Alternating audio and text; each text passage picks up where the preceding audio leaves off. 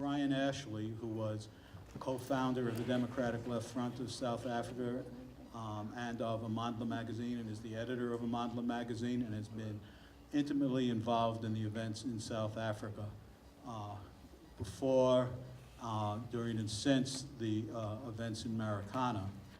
Comrades and friends, it's not possible to start a meeting without doing something that is really South African and part of our struggle. Amandla! Amandla! Amandla! Amandla! Comrades, I bring you greetings from South Africa, from our struggle. I bring you greetings from 80,000 workers that are currently on strike. The same workers that you saw butchered in this trailer of this very great film, Miners Shot Down. And Comrade Riyad Desai has asked me to say to you, please do everything possible to have as many screenings of this film. I know you've got one scheduled, Jack, but we need to do many screenings to raise awareness, but to build the solidarity between workers and popular forces in the United States with the struggling workers in South Africa. This is one of the big tasks that we face going forward. And I'll say why it is our task. Because currently, these workers who have been now on strike for 3 months, entering the fourth month of this tremendous strike, for the demand of 12,500 Rand, which perhaps in a US context doesn't sound like a lot, 1,200 US dollars, but in South Africa, where the median wage is 330 US dollars, it means a tremendous amount. But even more than that, it almost becomes a revolutionary demand when you consider the context in South Africa in which the global crisis has framed a situation in which not only have we had since 1994 the intensification of neoliberalism, but you've had with that the massive defeat of the aspirations of those of us who were struggling for our liberation. Because since 1994, if you get it, unemployment in liberated South Africa has doubled. Now we are confronted with an unemployment crisis of something like 40% of the workforce when you take into account the discouraged workers and other sleights of hands of the government to disguise the real extent of unemployment. But with this growth of unemployment, what has happened in South Africa is that South Africa has become not less unequal, because already under apartheid it was an extremely unequal society, but has now become, measured by the Gini coefficient, the most unequal country in the world. So as we mark 20 years of the end of apartheid, of so-called democracy, for the working people, many instances, economically, the situation has become extremely grave. And not only in terms of the unemployed, but also for those who are at the point of production, workers. Because when we look at what has happened to wages in the South African economy since 1994, they basically, for the vast majority, have remained stagnant. And it's only the top management sections that have seen an increase in wages. And again, if you look at what has happened into the share of the national income, there's been a dramatic shift of income from the poor to the rich. In other words, the wage share has fallen from 54% of national income to less than 47%. This is the reality of South Africa. And it's in this context that you need to understand the Marikana uprising and eventual massacre. Because it's not just workers at Marikana that went on strike. This is the process of a great mine worker strike whose story still needs to be written and told, not just through the massacre, but through the tremendous self-organization that emerged where workers defied not just their union, not just the ANC, but defied the police and capital. And the strike spread from Impala. There are three main platinum mine companies in South Africa that control 70%, 80% of the platinum industry globally. Now, these three mines are Impala, Lonmin, and Anglo Platinum. The strike actually started at Impala in December 2011 and spread to Lonmin by June, July 2012. But after the massacre, it spread not only into the platinum sectors, but in every sector of mining. And not only in the mining sector, shortly after Marikana, Mphumzi may tell you that the strike, this wildcat strikes that were taking place for a decent wage, for a living wage, in a context in which people had been losing out, spread to Toyota in the metal industry. It spread to the farm workers, and you had the great farm worker rebellion of November, December 2012. In fact, the farm workers would say, Marikana is come to the farms. That's how they used it in their confrontation with the most repressive, we use a word in Afrikaans, kragdadig, meaning bosses that are the most reactionary, racist bastards you can imagine. So this is a tremendous process of reawakening of working class struggle that has been taking place inside South Africa. And it's that reawakening and intensifying of the class struggle which has broken through the way in which the tripartite alliance was a vehicle to suppress class struggle. It was based upon the historic compromise of 1994, which saw a kind of social consensus, social compromise, which said to workers, look, if you work with capital, you work with the government, we gradually will see an improvement in your lives. And of course, it's the point that was made by the previous speaker of the absolute critical importance of working class independence, which was sacrificed through the alliance and through the post-apartheid institutions. And as those institutions that are coming apart and are rupturing through the intensification of class struggle. And that's what really the meaning of Marikana is about. And it's the meaning of why NUMSA, at its special National Congress in December, took these profound, absolutely profound decisions. It's actually very, very difficult from outside of South Africa to understand and comprehend the absolute profound nature of the decisions that were made, because they've set us on course to a profound realignment of the left inside South Africa.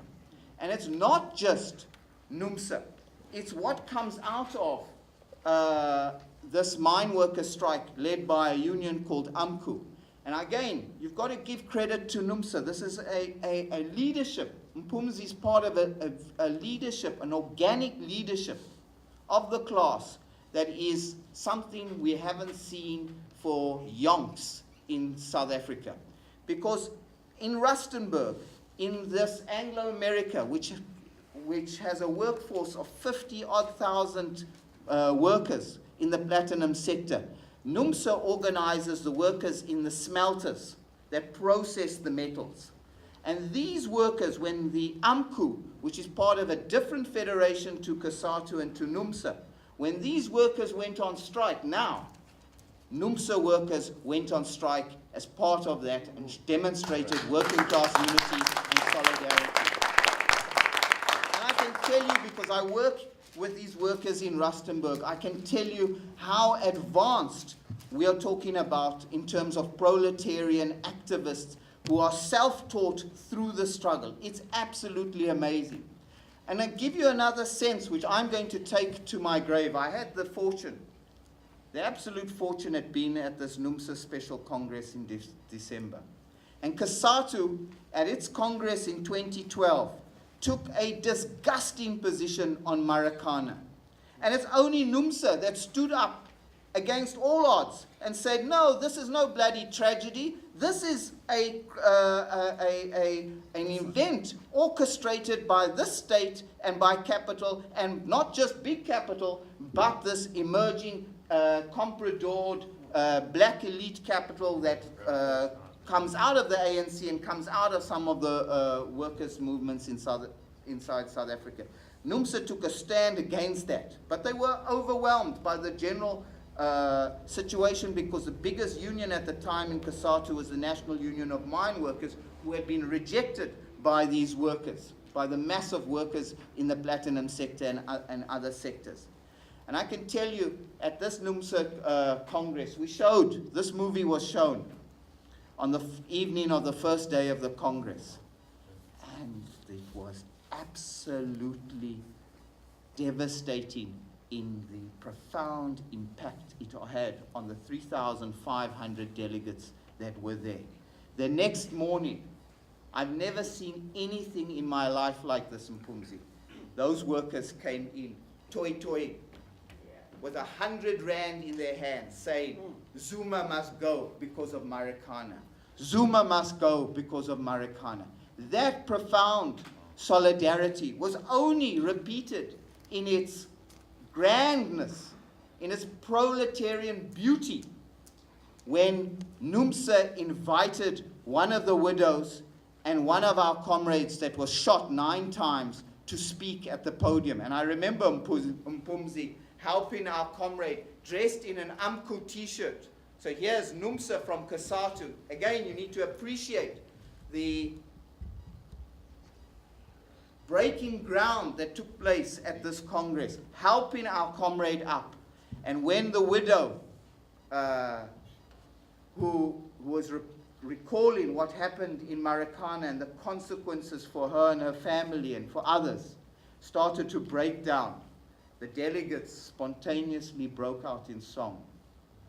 No woman, no cry, in our own way in which we sing it in South Africa. So I think what we are looking at is something that we can be really optimistic about. And again, we have had further rupturing in the ANC alliance. We may not see socialist and proletarian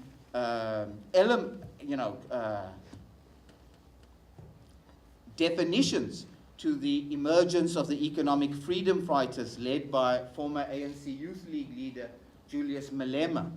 But the need and the desire for a political alternative has swept up hundreds and thousands of young people in the townships, unemployed, behind the slogan of nationalizing the mines and nationalizing the land. And it's unfortunate that we are late, Mphumzi, we are late in building a political alternative on a socialist platform. But that's what NUMSA is doing. And again, what is the strategy that they've outlined? And Mphumzi is going to talk much more to it than I can, and more profoundly than I can. But if you can imagine that we are breaking a deadlock, a dead weight on the working class over 20 years, NUMSA says, let us form a united front with all struggling formations in South Africa, and let us unfold a campaign of mass action, knowing that we've got to raise the consciousness. Class struggle doesn't translate into class ideology and class clarity and so on. We need to raise that through struggle, because it's in struggle that people learn about class independence and can conquer the project of a working class struggle and movement. And it's in this slipstream that NUMSA starts to talk about the need for us to build a movement for socialism. And I think it's this process of building a united front. It's linking and building solidarity with the mine workers' struggle. It's merging and drawing to this process the young people that have gone into the EFF in order to look for a radical break with the alliance. these processes are coming together. And even in this election, you saw one of the ANC stalwarts, Ronnie Kasrils, who comes out of the Communist Party, who comes out of MK, leading MK, you know, you can't get a person closer in his ways than Ronnie with Chris Hani. He breaks with the ANC now in this election. He says it's after Marikana, after the scandals that the Zuma government's been involved in, it's not possible to vote for the ANC, and calls openly for a vote against the ANC. Again, I have to say it's unfortunate that we don't have a working class party that can be that alternative, but you can't press fruit ripe. It takes time. And it's this time, this process that NUMSA has put in place, which is an open process which allows many different forces to come into it, which I think gives us great optimism, not only for South Africa, not only for Africa, but I think globally for a renewal of socialist politics and for revolutionary politics. This is what is in front of us, and this is what is your task, to try and to build solidarity with this process. And that solidarity only can be built by being involved in your own struggles in your own country. That's the key basis for us to build a new global movement. Thank you very much. Very good. I want to talk a little bit from the questions about where things are in COSATU. Because when I said earlier in my contribution that we are seeing a process of quite profound realignment of and renewal of the left, it travels through many of the processes I spoke about, but principally through COSATU as the biggest and most important federation of workers in South Africa, with its history and militant struggle and so on. Now, Zokwana is the president of NUM, the National Union of Mine Workers. He is also the chairperson of the South African Communist Party. Now, as the ANC moved even further to the right against the expectations of NUMSA and others that supported Zuma as an alternative to the previous president Mbeki, and Zuma didn't carry forward the resolutions that were adopted at the 2007 ANC conference. As that occurred, so did a break in that alliance that put Zuma in power. Vavi, the General Secretary of COSATU, becomes extremely critical of the ANC under Zuma. And when the Communist Party decides, for all intensive purposes, to completely liquidate itself into the ANC and into the state, not just in parliament, but into the state, into every single position in government, COSATU, leadership under Vavi, makes a critique of the General Secretary of the Communist Party. NUMSA leads that critique in the COSATU Congress. It's then that a process, a plot really, isn't it? Yeah. A plot is hatched of regime change to get Vavi and NUMSA out of the leadership of COSATU. That's where Zokwana fits in. He's principally part of that plot. But that plot is hastened, accelerated by the events of Marikana, because the Communist Party is completely dependent on the National Union of Mine Workers, just as the ANC. So that for the Communist Party, it's the biggest nightmare to see the displacement of the National Union of Mine Workers.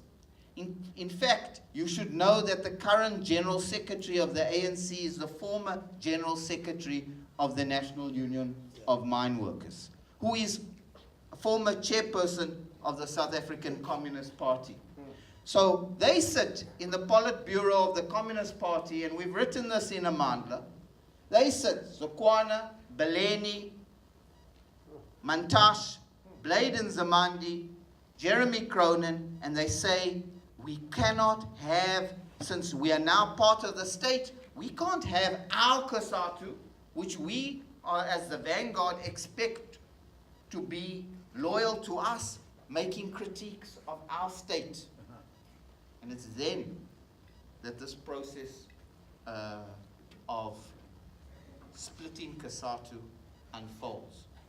Now we're at a very critical position in this process, because when they undertook this process, it created a division whereby 9 unions, led by NUMSA, are calling for a special Congress.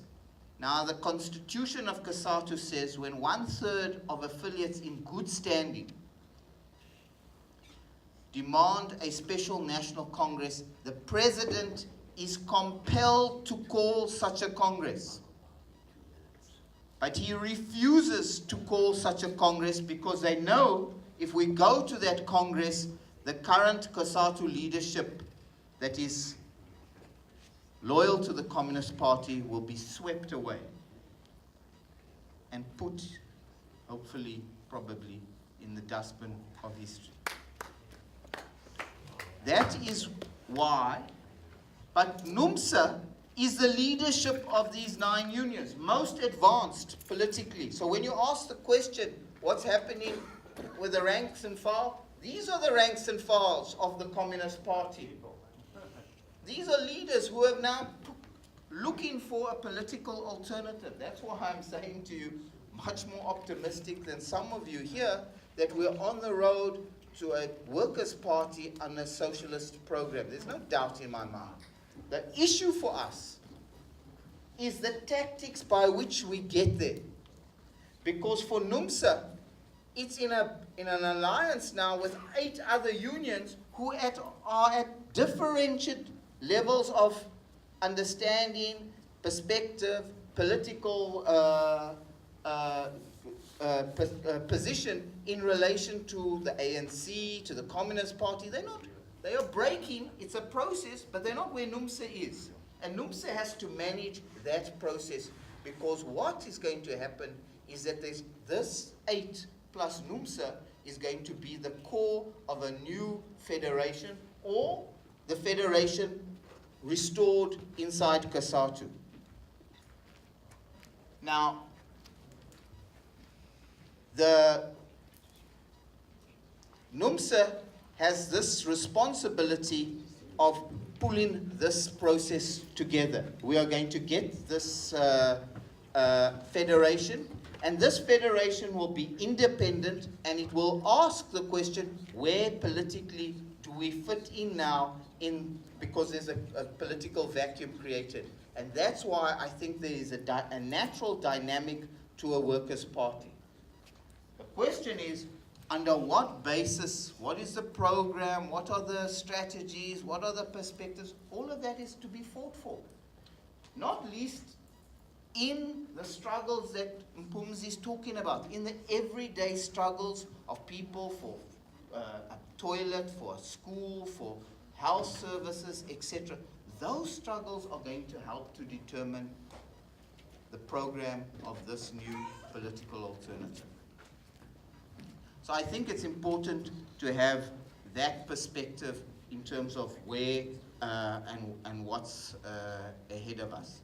In terms of the elections, the EFF is likely to get a considerable showing, probably between 5 and 10% of the vote. It's not clear, but it represents this break that I was speaking about, this rupturing going forward. It's impossible for NUMSA to have endorsed any political formation inside this election, having just come out of a Congress which said we are not going to support the ANC. Of course, the Communist Party is now going to NUMSA factories to try and undermine the leadership. So it's a very difficult situation. You can imagine what our NUMSA comrades are having to deal with. So to say, go and vote for WASP or go and vote for EFF would have just opened up the space to try and split the union, which which is what the Communist Party is trying to do. So I think that the strategy of NUMSA is the correct strategy, but I think in 2 years' time, when we face the local government elections in 2016, there will be a left alliance of different forces on a radical socialist platform that will be entering those elections. So let's look forward to 20. A very important part of our liberation struggle was the role of women and women's movements. Less so the actual women's wings of the ANC or the PAC. Much more significant were the grassroots women's organizations that fought against sexism, the workplace, in the community, patriarchy, and all of those struggles. What has happened, what I described to you about the transition in South Africa, is even more profound in terms of disadvantaging women. So in spite of the fact that there's a very powerful equal rights gender machinery that's been adopted in South Africa, given the socio-economic situation that I was describing, the position of women has been moved backwards very, very significantly.